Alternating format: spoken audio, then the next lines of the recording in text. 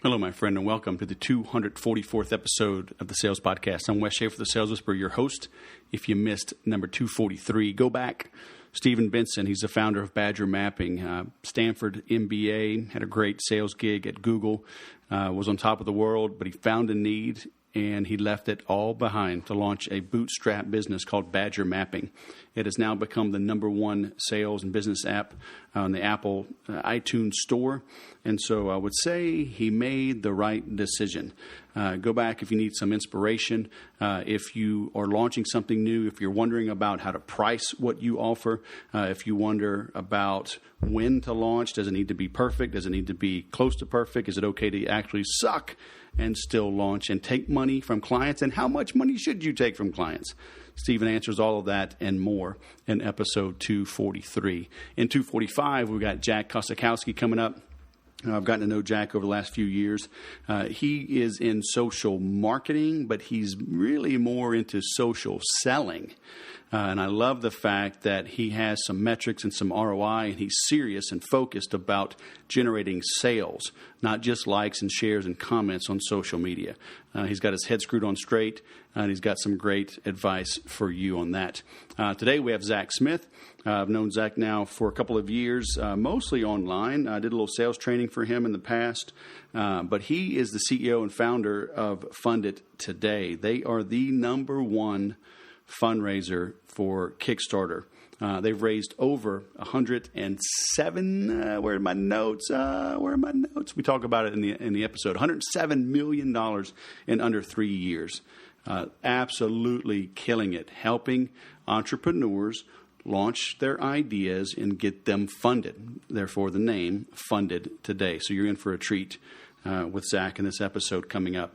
I mentioned in the last episode, and I'll mention this for a little while, but if you know of someone who is living in multi-system chaos, all right, they've got emails in their Gmail or Outlook, and they're exporting into Excel or Google Docs. They've got constant reminders popping up on their calendars. They're exporting all their leads maybe to a free CRM like Zoho or Sugar CRM, or they're overpaying for Salesforce.com, and they're trying to export things into MailChimp because they want to save a little money on their newsletter, but because it's all a hassle, they don't send out a newsletter, and they're just pulling their hair out. Send them to me. Head on over to referwes.com, and I will take care of them. If they buy Infusionsoft or HubSpot or Entreport from me, and there's different levels, you can make up to $500 in cash, or up to $800 in private one-on-one training and consulting. All right, so just send them my way. Pretty please, referwes.com, and I'll help them make the right choice. And also, if you have your own platform, and maybe you're struggling, or maybe you're just not hitting on all cylinders, you know you're missing a little something, and that one little tweak, like they say, small hinges swing big doors, that one adjustment can help you really take it to the next level. Head on over to copybywes.com, C-O-P-Y, so like a copywriter. That'll take you to my sales and marketing and CRM 90-day little tune-up program I have. That will help you get some outside expert advice, unbiased, to help you grow. Help you with emails, with landing pages, with headlines, with pricing, with creating the structure of your new launch and your new offerings. Whatever it is, I've been in sales since 1997, owned the Sales Whisperer since 2006. I've helped over 2,355 of the world's biggest entrepreneurs launch and automate and streamline their businesses. I can help you too. So head on over, copybywes.com. Now let's bring on Mr. Zach Smith. Zach Smith, the man, the myth, the Fund It Today Kickstarter Indiegogo legend, all the way from Utah, man. Welcome to the Sales Podcast. How the heck are you? Thanks for having me, Wes. It's good to be here. So let us dive right in. You are the owner, right? Owner, founder, CEO, Yep, that's right. Chief cook and bottle washer. All three. I'm even the COO. We're a little too small to have one of those at this point still, so I fill that role as well. All right. So it's Fund It Today, right? You help people get more money for their Kickstarter and Indiegogo type campaigns, right? That's right. And you've been moderately successful, I guess we could say. I think so. What kind of numbers have you put up in? I don't even know what you're tracking. You tracking since the very beginning, since last year, or what? All the above? All the above, yeah. Our business is about metrics and tracking. In fact, on our website, funded.today, we have a little running countdown timer. It's not up to the second, but it's usually up to the day. And as of right now, $107,048,455 raised. Man, and that goes back how far? Just a few years, huh?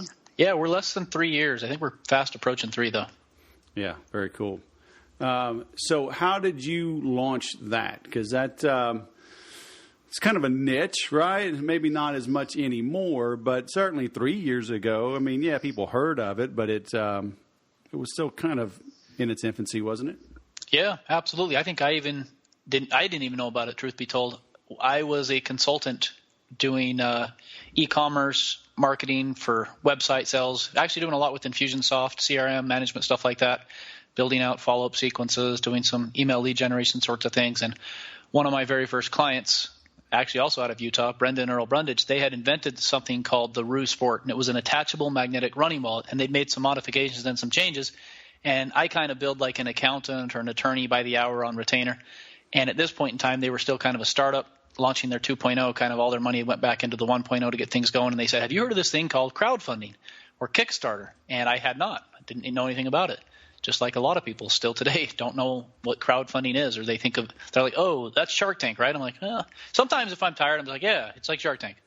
But it's quite different, of course, as we'll probably talk about on this interview. But they hired me, and for about 90 days, we built out their page, we did email lead generation, we filmed their video, and we launched. And 30 short days later, maybe it was 35, give or take, I forget, it's been a while now, but we raised them $115,000. And this is a couple who's, 50s, maybe 60s now, not marketing tech savvy at all, hadn't ever seen that kind of money. Their Infusionsoft account was maybe doing a couple grand a month before, and here they are doing $115,000 in less than 35 days. Mm-hmm. And it was pretty exciting.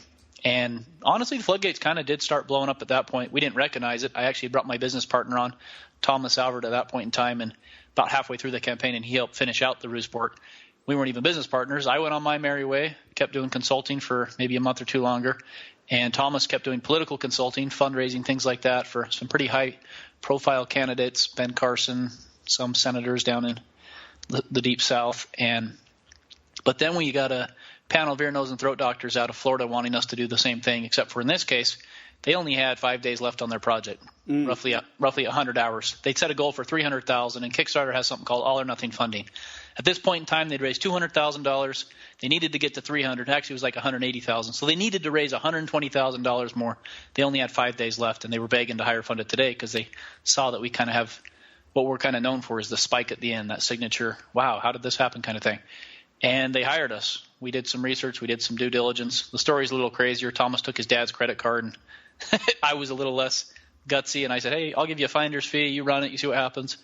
And he did. Really successful. He made maybe $18,000 on it, and I made $2,000. And I was like, all right, let's fix that.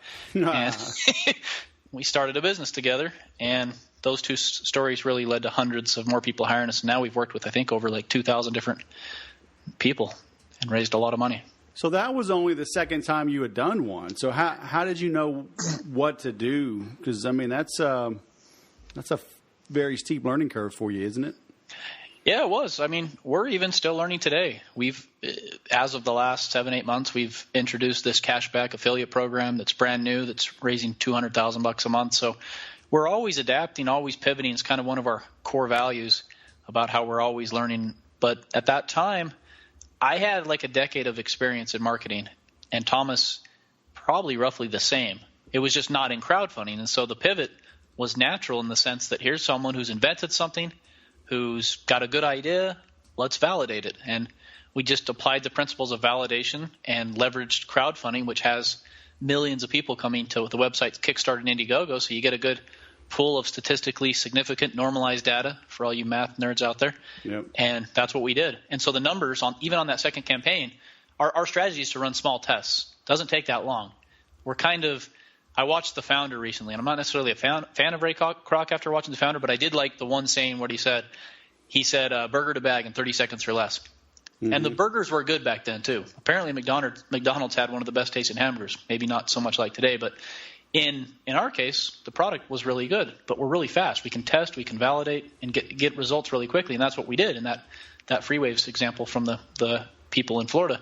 So we knew within maybe 48 hours, okay, yeah, this thing's going to work. Granted, like you said, I'd never done it before for that second one, and so we had to trust that the numbers would work, and I was less trusting of the numbers than Thomas was, and so he took the bigger risk.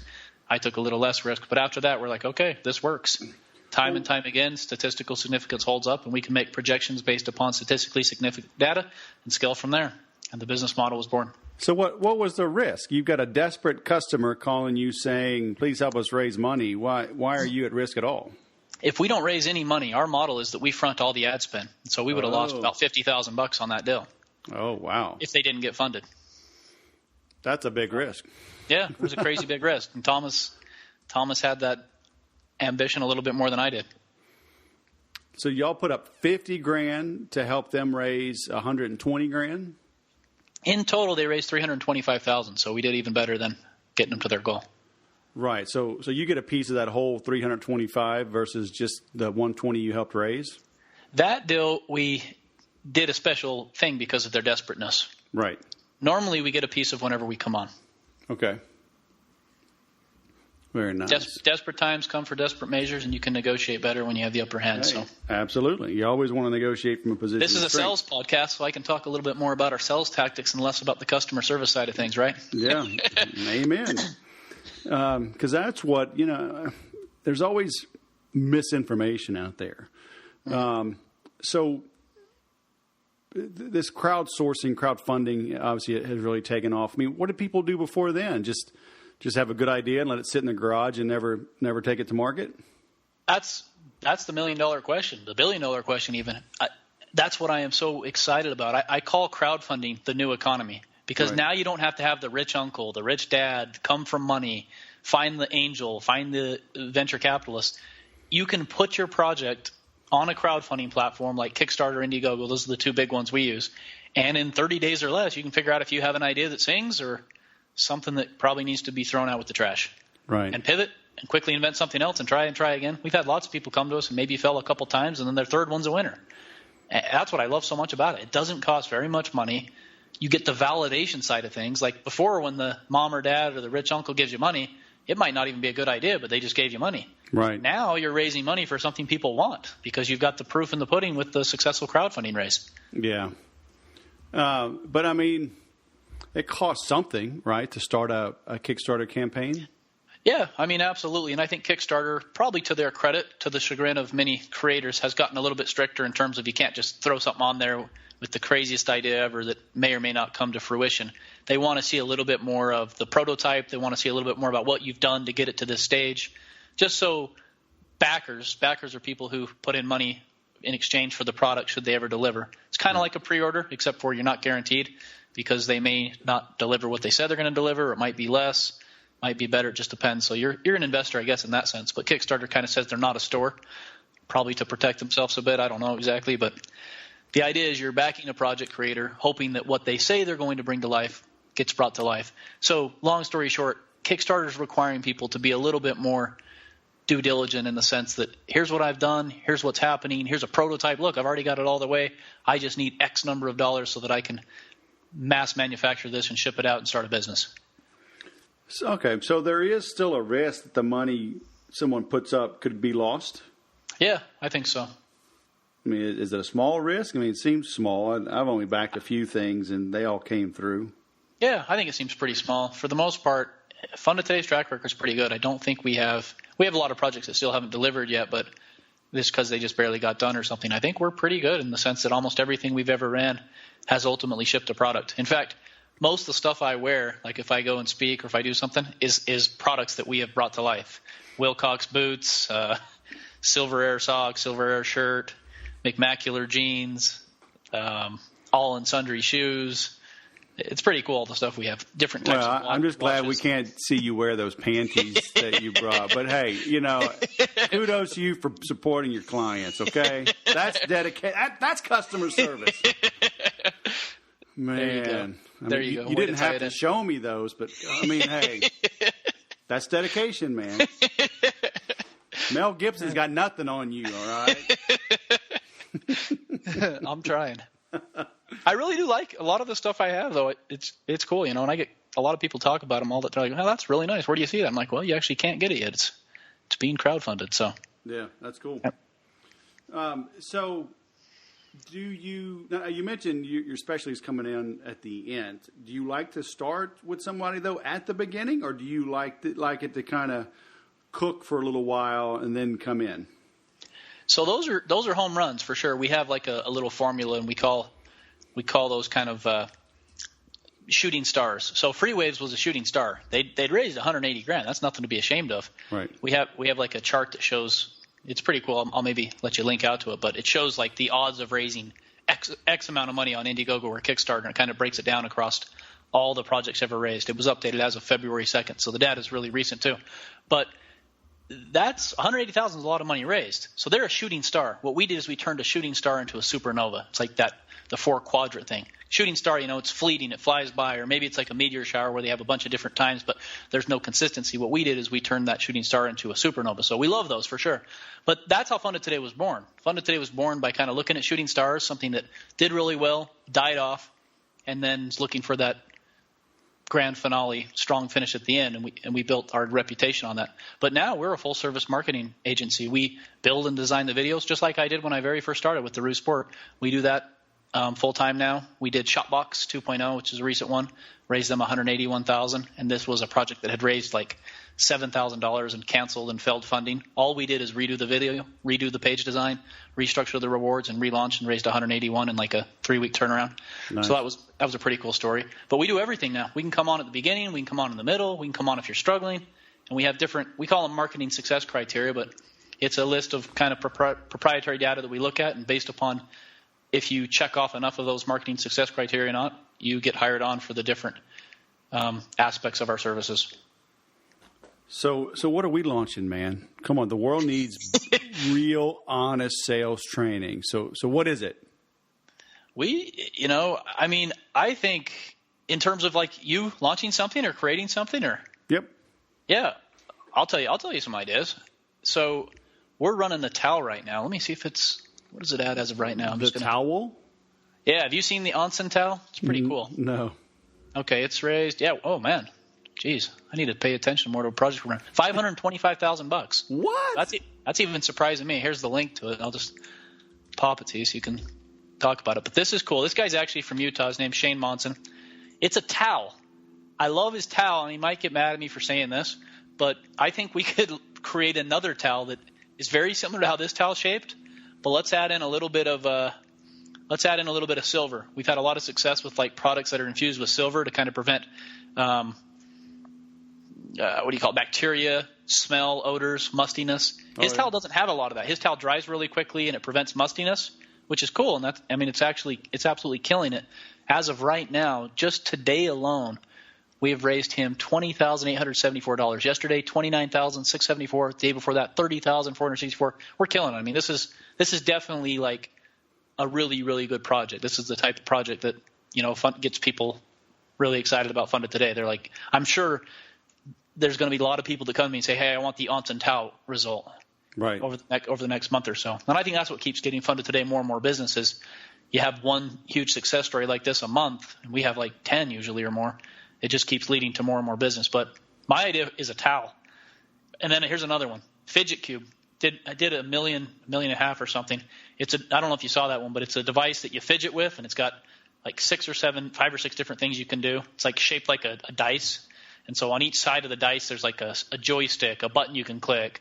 So that way people that bite their fingers or fidget or get nervous or whatever, they have something to do. Right. A cube's kind of annoying, though. What if you had it like as a bracelet or a watch? And so it was different things you wore as like a wristband or a bracelet that you could fidget with instead of having to have a cube that you carry around in your pocket or sit on your desk or something. Mm-hmm. I could imagine if it was just on my wrist, I'd fidget with it and do pretty well. what I like to do is kind of look at projects that we raise money for, and then I say, that's really good. Because, I mean, onsen towel is amazing. I want an onsen towel. That's my other criteria. Do I want to buy it? If I want it, then usually more people are going to want it. And maybe I'm an odd duck that way. I don't know. But I feel like I can kind of see what's going to work and what's not going to work.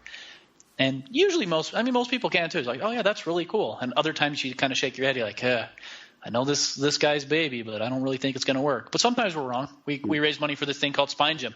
No one thought it was going to work. It had raised $8,097, 7 or 8 days in, 41 total backers. So by all accounts, it was going to fail. I think they had to go $8,000. So they weren't going to even get the $8,097 raised. Well, it's $1.7 million and counting now. Oh, so we can sometimes blow it up for things nobody even wants. This is a device we think nobody even wants. Obviously, somebody wants it. Yeah, it turns out everybody likes it. And it's pretty cool, too. I mean, what's it called? It's called Spine Gym. They're actually about to ship, too. Let me check and see when they're shipping. But they went from $8,000 to what, millions? Yep, $1.7 million. In fact, we're still raising money for them right now. I'll tell you where we're at. I might even be higher than 1.7 now. Let's see, 1.7244. So $244 over, 1.7 million now. 12,000 people now have backed it, I believe. So what? And that's people buying one. Like potentially that's more than 12,000 because a lot of people bought 4 or 5 units. So what do you attribute to that success? I have come up with a thing that's pretty cool. And you've probably, if anybody's seen the show like The Profit with Marcus Lemonis, he's got his 3 Ps, people, process, product. I think that's more of like a soundbite. Right. What we did is kind of experiment and expand upon those. And we have what we call the 7 Ps of crowdfunding. And so if we want to look specifically at what made Spine Gym so successful, I think what it was a promotional P missing. So the 7 Ps are product. Obviously the product was great. People just didn't know about it. The presentation was good because I didn't change the reward structure, the page, the video, nothing like that. The platform was good, obviously, because in hindsight we know Kickstarter being the platform was really, really good. The presentation, of course, we talked about that was good. The people, of course, people trusted that he was going to deliver. He seemed legitimate. And you got a lot of bit of credibility. If you watch the Spine Gym video, you'll see, oh, wow, there's an Olympic athlete saying this is cool. This guy seems like he's got some design and manufacturing experience. The price, well, obviously the price was right because it's done pretty well. And then the perception. Will people think that your product can really happen? Is the creator undertaking something too lofty? Well, it doesn't seem like it because people got behind it. So as I asked myself all those questions, the only one that was missing was the P of promotion. And that's where Fun Today came in. And we blew it absolutely out of the water. Very cool. Yeah, I'm looking at this. This thing's interesting. Well, yeah. First you look at it, you're like, kind of weird. And the video is really good, too. The first few seconds of the video is like people doing some weird movement or something. And it's like, what are they doing? And it really captures you in. There's a lot to be learned by watching that video, I think, and how to design a video that piques curiosity and gets you to watch the entire thing. Right. Now, did you help make that video? Oh, didn't touch it. So what did y'all do? Just with the other promotion? We raised all the money. Like, I love Spine Gyms because they come to us and all they need is us. Everything else checks the box. This guy's a little older, no clue how to do internet marketing, no clue how to kind of tell people about his product, but he sure knows how to put everything together to get it to the stage of promotion. Right. Yeah, and there's a lot of moving pieces and parts. That's where I get upset with a lot of these internet gurus, just do this, just do that. And it's like, no, there's a lot. We've come up with 7 of them. And usually there's something wrong with one of those 7. I should probably come up with like an 8th P or something where it's like piece of crap. I don't know. Like, I guess that probably goes to product, That falls under product. Yeah, it falls under product. So usually we have them all covered. Yeah. Because, but even like in the promotion side, I mean, there's 7 or 17 things you got to do right under the promotion, right? Absolutely, yeah. We have I think it is 7 different things that we offer on the promotional side of things. Yeah, it's very much, 3-dimensional, right? You got those 7, then you got to go deep into each of those 7. So there's a lot to do in business. And, I don't say that to dissuade anyone or demoralize them, but more to get you fired up, realizing it is hard. But the nice thing is your competition won't do the hard work. So if you stick with it, you're going to beat them because they're not going to do all these things. Absolutely. Yeah, that's what we've found. We've had people come out of the woodworks and try to compete with us, and they last for a month or two. They're like, oh, I could do this, but they just don't have the longevity and staying power that it takes to be able to consistently replicate a system day in, day out, month in, month out, year in, year out. So having done this and having raised $107 million, I mean, are there some common mistakes that you see people making? Yeah, I think common mistake overall, this is the biggest one, and it's starting to be corrected a little bit, I think, just with the market in general.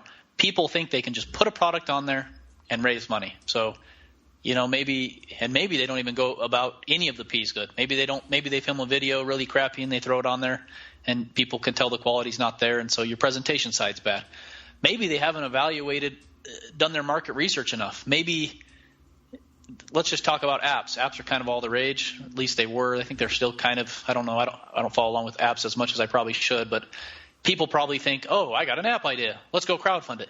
Right. Well, that's going to be a platform issue. Apps don't really do well through crowdfunding because people just want to wait for the app to be done and download it for free, and then you make money off the monetization, advertising side of things. You don't really make money on the front end selling an app when people know for the most part it's going to be $1 to $5, and to get $1 to $5 from hundreds of thousands of people to make it worth it to build your app just doesn't make sense logistically from a crowdfunding perspective. So most of the time, apps are a bad idea.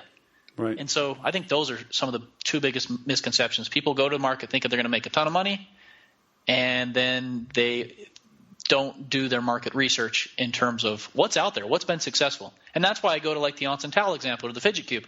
I look at these towels that we've raised $525,000 for, and it's probably going to raise $700,000 based upon the numbers I'm showing. So follow along with that one. It's got 4 days left. I think, let's see, 4 days left. Just for a good set of towels. Yeah, 4 days, 16 hours. So it's actually got 5 days left. I wouldn't be surprised if this thing raises $700,000. It says it's trending towards 618 right now, but they don't understand Fund of Today's behind it. So that's just the trending. Probably going to raise $700,000 for a towel, right? Now imagine if it had a Sales Whisperer logo on it. Dude. There you go. Kabam. But I'm telling you, look at a towel and say, okay, that towel's really good. What could I do to make a towel better? Look at the fidget cube and say, oh, that's a great idea. Raised $1 million. What could I do to make it better? Mm-hmm. And that way you can just make a couple little tweaks and pivot off of something that's already pretty successful and invent something even better. Right. That's my strategy. Mm-hmm. Well, that makes sense. Yeah, it doesn't necessarily have to be sales training related. No. I mean, yeah. Whatever's working. But that's interesting. I would say if we want to bring this back to the grassroots movement, the first thing we started with Onsen Tal, I think, or we were like, so pretty much all the money raised is because of us. He didn't really do anything on his own before. I think maybe he was on a day or two, but for the most part, we've been on this project from the very beginning. But one thing I instruct everybody who we work with from the very beginning, friends, family, fools. You can do this way before, and this goes way back to like if you're an insurance agent, salesperson, whatever you are, start with your network. Everybody's got like 200-300 friends on Facebook. Some people have 5,000. Wes, people like that. So you can contact every single one of these people and say, hey, I've got this idea for a towel. I'm going to be launched on a Kickstarter. Look, check out this video. I'm going to charge $50 for it or $100, whatever it is. And instead of just saying, everybody's going, oh, that's so cool. You're amazing. You're great. Because everybody always acts like you're cool if you're starting something new. Get past the whole you're cool crap and say, look, I'm launching on February 14th, Valentine's Day at noon Pacific time. Can I count on you to give me $100? Can I put in your name, email, phone number, everything right here in the spreadsheet I'm building? Right. Because if you do that to enough people, you can get 200 to 500 people ready to back your project right off the bat. Right. Not only is that a good idea just from a financial standpoint, because, do the math. You get 200 people, your towel's $50. What's that, your first $10,000? Yeah, that's your first $10,000 right there. That's your goal. Now, because you set your goal for $10,000, maybe you need $10,000 to make your first run of 1,000 towels or whatever. And that's what you set your goal for on Kickstarter. Now you hit your goal. Everybody's like, holy cow, this towel hit its goal real quick. What's so cool about it? Boom, they go check it out, and now you get the crowd involved. Right. Additionally, you get the crowd involved because when you spike that needle, by getting a lot of people to back right off the bat, you get tons of views on Kickstarter, which gets millions and millions of views a month. And when you get millions and millions of eyeballs on something that's already pretty good, that checks off those 7 Ps, you're going to make a lot of money. Right. But it starts with the friends, family, and fools. Get your people behind it right off the bat. even if you've got something you want to raise millions of dollars for. My number's 500, and everybody's like, holy cow, that's crazy. But I think, if you really hustle and you really work hard, you can line up 500 people with a week or two of effort. Right. If you hustle. That's how I started. When I did the Roo Sport, I had 200-something people give me $50 the very first day. And nice. then the crowd took over. And that's the myth that people have. They think they can just put their project on there and then the crowd's going to see it. The crowd will not see your project anymore. Maybe 5 years ago that was the case, but now it's just too competitive, too many eyeballs, too many projects. If you throw something on Kickstarter today, you might get 5 views. Yeah. So you have to actually leverage your existing network to begin with. Well, then, Zach, why don't I just launch it somewhere else? Why go on Kickstarter? That's the question, I guess. Well, because once you get your network involved, Kickstarter's network gets involved, and Kickstarter's network makes up a huge amount of the difference if you're successful. Yeah, that's awesome. I tell people all the time, pre-sell their ideas. I had a friend of mine, she was starting this co-working place, and took her years to get it going. But, I said the same thing. Go to your friends, ask them to sign a contract. They don't have to pay anything, but they are committed to paying, when you open your doors, as long as, you open your doors within a time frame, 6 months, 9 months, 12 months, whatever. Say, hey, I'm going to do this co-working place. Would you commit to $50 a month for 12 months? $100 a month, whatever, for a different size space and a PO box and blah blah blah. Like, if you can't get 100 people to sign up, then when you have no pressure, why do you think you're going to get them to sign up when your back's against the wall? So true. Yeah, I love that too. I would say, and maybe this is part of what you do, but I'd say get the credit card on file or whatever it is to bill them. And if it does happen, process the card. No sense going back to, as much as possible, really, really close that sale. And then here's the positive externalities, the term I like to use for doing that. When you do that, if it's a bad idea, you might come up with a good idea. Well, Wes, I really love this idea of the co-working space, but the area you want to do, it's horrible. Have you heard of this area? Right. Or, you'll get all kinds of great feedback from people that might like the idea, but it just needs a pivot here or there, or a tweak here or there. And then before you launch, you've cleaned up half the issues anybody's going to have with what you're launching. Yeah, I think that's a big misnomer the entrepreneurs have. They have to launch something perfectly the first time. So true. I should have said that as one of the biggest mistakes people have. People will spend $20,000 making a video, designing products. They've literally already got – I've got a guy – I got 2,000 products here. I'm like, well, that was stupid. Yeah. You should have given me that $50,000 and I would have made you $100,000. And then you could have bought 50 products 6 months later once you had 500 people that wanted to buy them. Right. Like, as much as possible, spend no money up front. Spend your time. Unless you're really rich and you have a lot of money and you just want to throw money at something to see if it works. Yeah. But even then – I'd say be patient and don't throw a lot of money at it and follow the principles of lean startup. Right. But I guess I'm just wrong that way, or a cheapskate or something. I've always kind of been like that. I'm more about the drive and the hustle and building the business before the business is even around and then building the business. Funda Today was built that way. I already had millions of dollars, but I built it by working with one client. And then, should we work with this other client? I don't know. Let's see. Okay, let's do it. And then only then, after we'd had 2 successful stories, did we do anything to say, let's go a little bit further and turn this into a business. Right.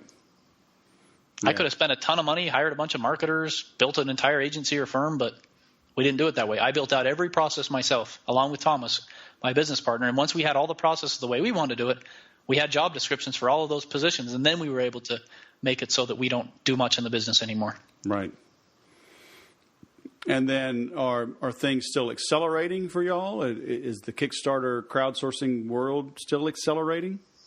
They really are. From a business standpoint, it's really good. We had our best January ever, which is usually one of the slowest months. But this January was 4.3x better than our best January, according to just the books, looking right at the numbers.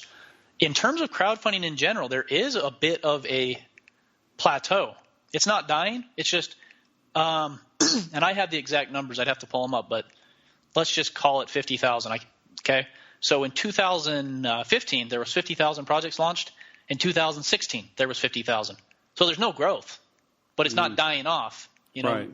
Maybe a couple hundred more projects are launching, which is kind of discouraging. Maybe you could. I don't know. It's like we can only grow as fast as the market's growing because we've tied ourselves to this niche.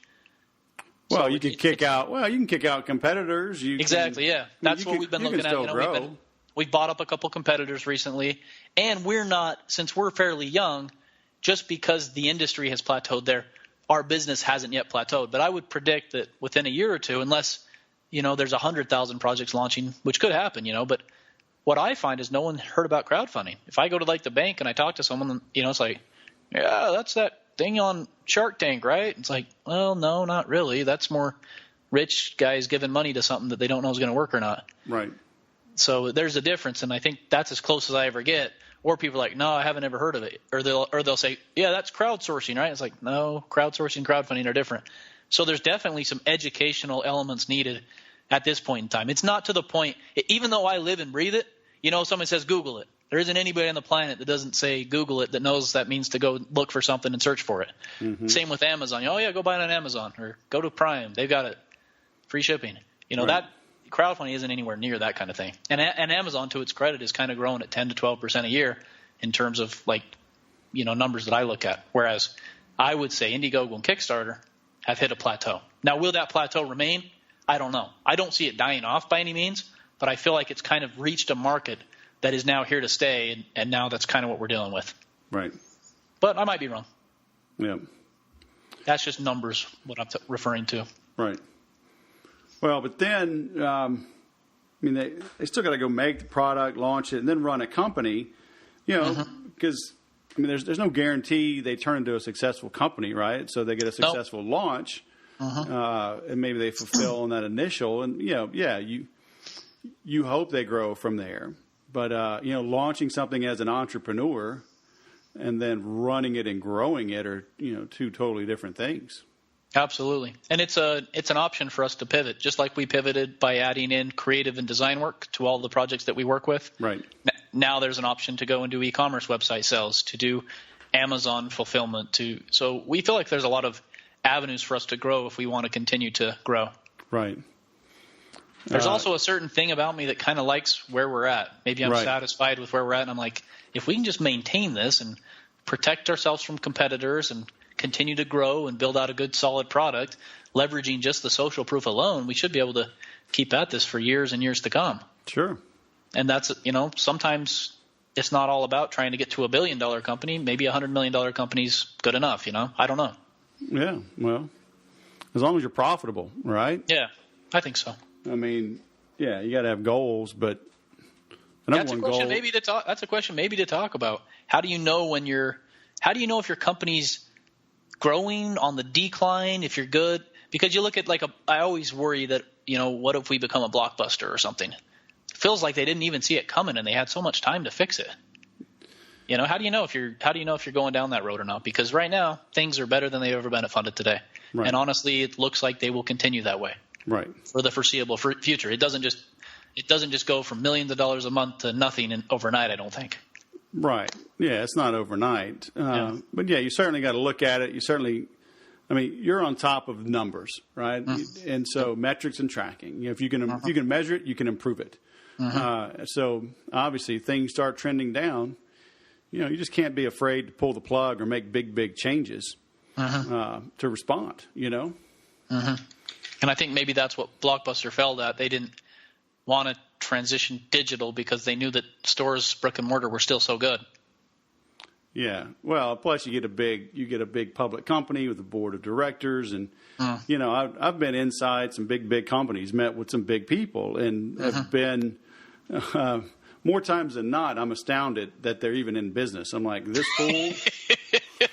That's interesting. It's like, this fool's running this company.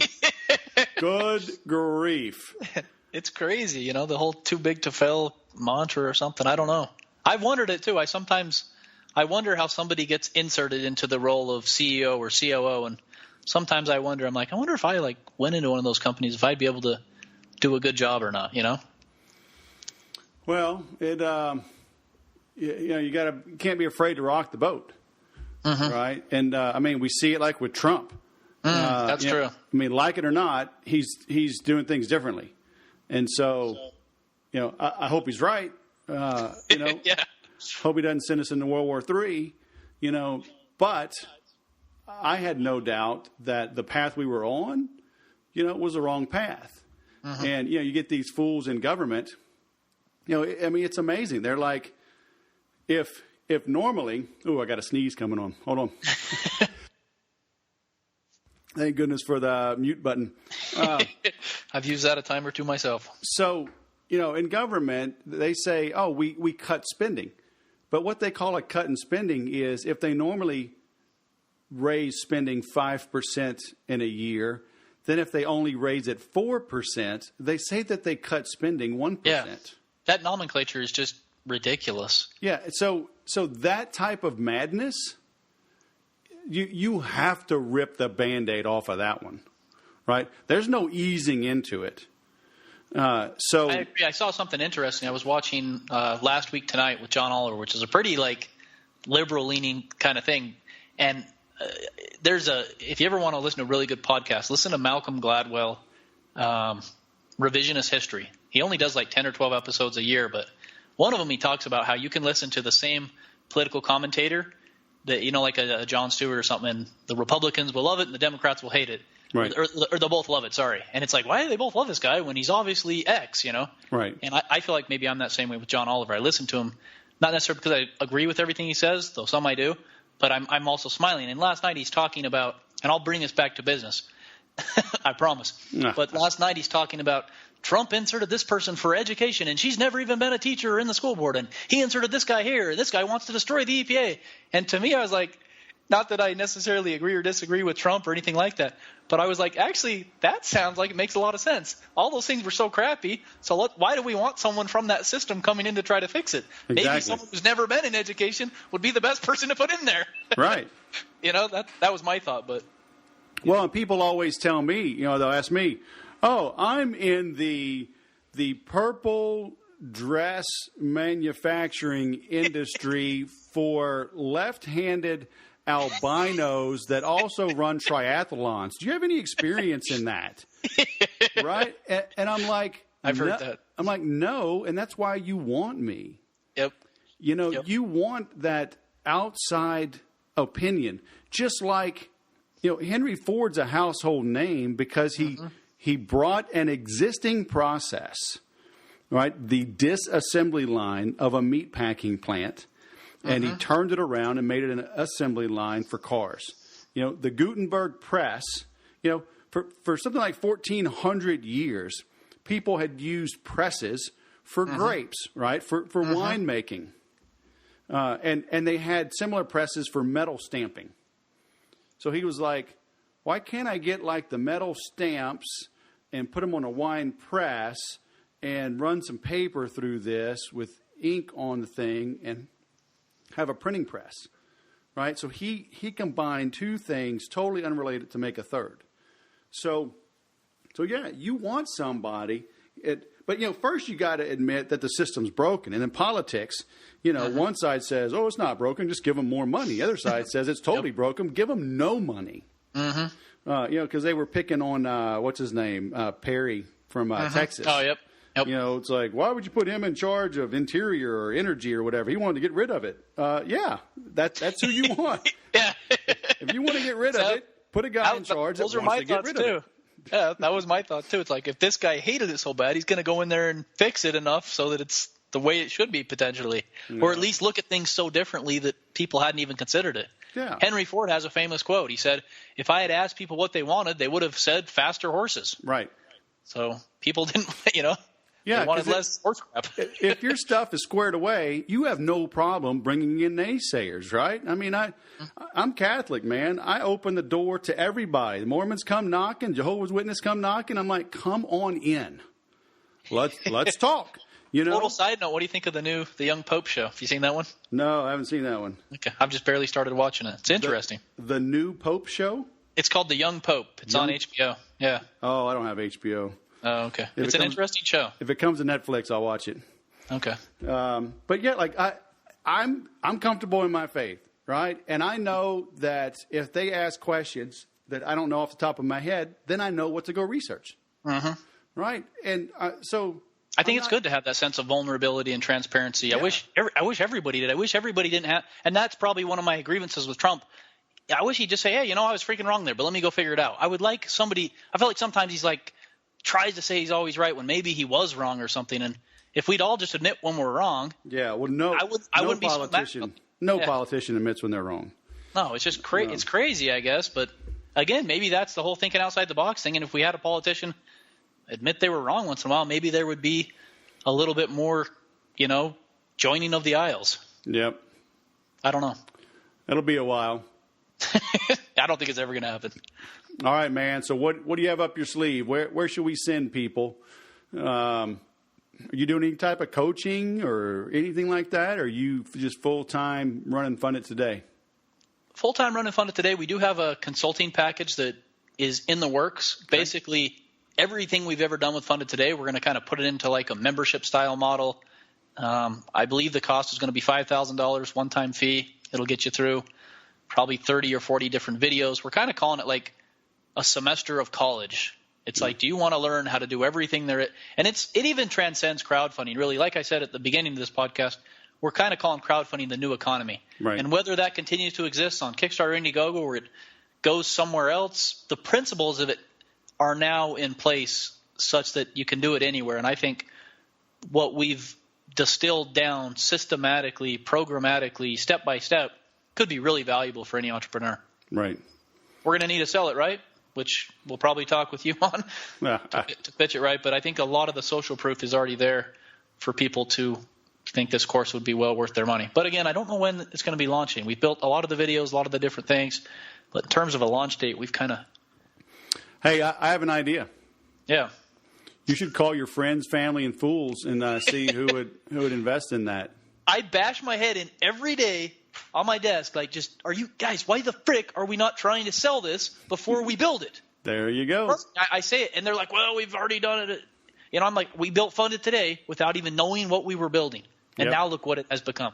Yep. The same thing should be true with this consulting. There's enough there to say, look, I mean, what I just – here we go. I'm going to do it on you. Based upon what I just told you, if you were in this field and you had an idea or product, would you have given me $5,000 for that product based upon those 4 or 5 sentences I just said? Based on those sentences and seeing your running track record of $107 million raised, I'm like, yeah, I want to know what your secret sauce is. Yeah, that's what I'm thinking, And a part of me is like, I wonder – I guess one of my only other hesitancies is, and I have an abundance mindset. I worry sometimes, I'm like, I wonder if we let all this stuff out, if we cause issues for ourselves, business-wise. But I don't know. No, I think the only problem you're going to run into is that people don't implement. That's true. So you're going to put all that out there, and they're not going to implement. And so I think you change that up a little bit. Maybe make a high dollar, because you could talk to a prospect and say, hey, here's what we're going to charge you if we do this for you, or here's a program you can go buy and just do everything on your own following our recipe, and maybe you charge $10,000 or $20,000 or $30,000. Right? Interesting. But then the people save money because they're not going to pay the commissions. But then just turn around. And that's why I asked you the question earlier. I mean, you get a front row seat at all these different companies, and not only the ones that you work with, but I imagine you say no to a ton of opportunities as well, right?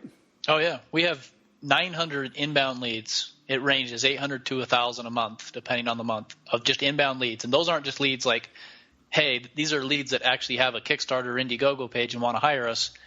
And then we outreach to probably 200 to 300 more. So call it 1,200 a month.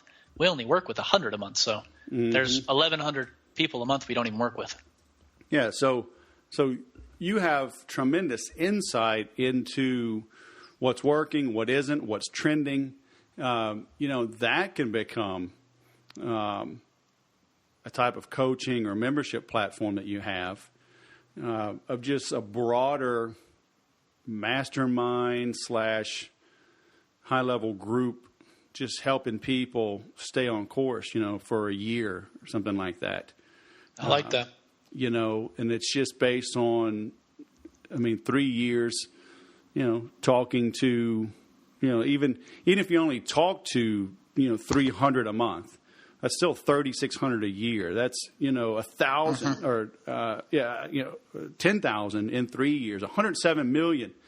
People are like, oh, wow, that guy's got some knowledge. I'll pay for access to that knowledge. It's true. I mean, just the stuff we've seen. I was just talking to one of our junior client specialists, which is essentially a sales rep. And he was like kind of laughing. He's like, man, I spent 10 minutes on this call before I got into our sales pitch and process.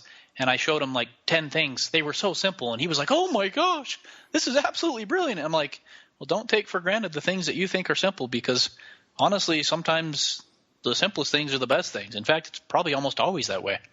Yeah. And it's simple when you tell it to somebody, but they had no idea and would have never thought to do it had you not told them. And I think that's what we have. A very simple system with thousands of little simple things that are easy to implement, but you got to put them all together to really make it sing. Right. All right. Anybody thinking of launching an idea, go see Zach Smith, fundedtoday.com, right? Hit me up. Let me know you are part of Wes's crew, too, and we'll make sure you get a nice price. Nice. I like the way you roll. All right, man. Thanks for having me, Wes. Appreciate it. All right, Zach. It's been fantastic. Have a great day. You as well. Isn't it nice to get some no hype, no BS, direct, practical, proven advice on how to grow your business? So just like Stephen Benson, in episode 243, Zach was in his wheelhouse, right? He was doing e-commerce consulting. So it wasn't a big leap.